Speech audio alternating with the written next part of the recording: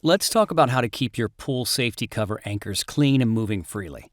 The best time to clean the anchors is when the cover is taken off during pool opening to prevent buildup. First, use the short end of your LOOP-LOC hex screw key to twist the anchor counterclockwise until it's loosened from the casing. Then, remove the anchor and anchor collar. Be careful while removing or replacing the anchor. It could become stripped if improperly loosened. Next, gently spray water into the casing with a hose to flush it out. Never use oils like WD-40 to loosen the anchors.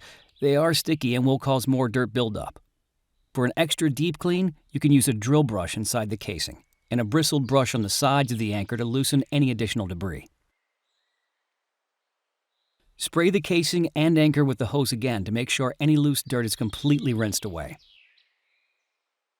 Then, return the anchor collar and anchor to the casing.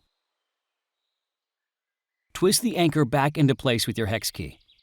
Always store the anchor in place to prevent dirt from building up in the casing during pool season.